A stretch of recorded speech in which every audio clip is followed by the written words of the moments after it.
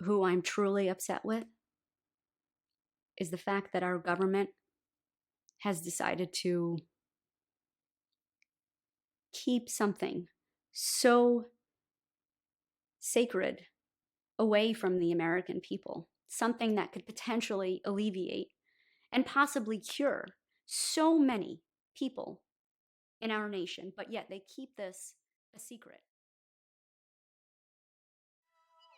Cannabis really became illegal in 1937 with the 1937 Tax Act, which was in place for many years, which was really just an oppressive a taxation that was high and also impossible to get. 1971, Richard Nixon had his war on drugs, and they passed the Controlled Substances Act, which is still in place to this day. And what that does is it puts drugs into various schedules. Cannabis ended up being in Schedule 1. What Schedule 1 says is that it has a high potential for abuse and no medical value. The rationale behind medicinal cannabis is real. The science is real.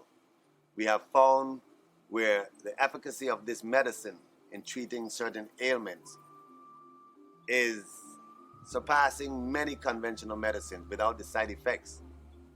We have found where individuals are not being treated for symptoms but are actually being healed. Why should we not allow this medicine to be available for sick individuals in our community? Nobody's ever died from cannabis. Over 158 or so illnesses that cannabis can help alleviate. And people should have a right, an option to be able to choose this. My name is Colton Turner. I have Crohn's disease, and cannabis is my medicine. Cannabis saves lives. This is a message that we have got to get out. I've created several products that have caught worldwide attention, including Haley's Hope, which is a CBD oil that's used to treat pediatric epilepsy. We've treated over 300 children so far successfully. I was the first CBD genetic ever identified analytically in the state of Colorado in 2010, and I created the world's first standardized CBD pill. It was a standardized dose, 15 milligrams CBD in each pill. We launched that brand in 2010, and it's been used successfully to treat multiple sclerosis, cerebral palsy, cancer, Parkinson's, Alzheimer's, autism, multiple medical conditions. And that was a product that was a 1-to-1 ratio of CBD to THC. What seems to help my son the most is high THC. And when people ask me, well, your son's going to be high, I tell them, you know what? Why don't you take Brandon's medication? Why don't you take Klonopin and all these other antipsychotic medication, and you tell me how you feel.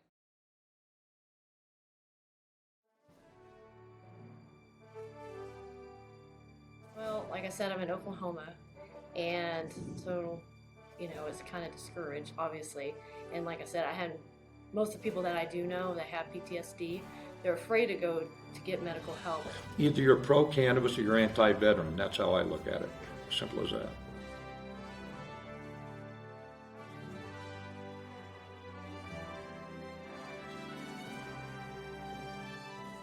This is what my vets need. This is one can help with PTSD, anxiety, depression, and pain.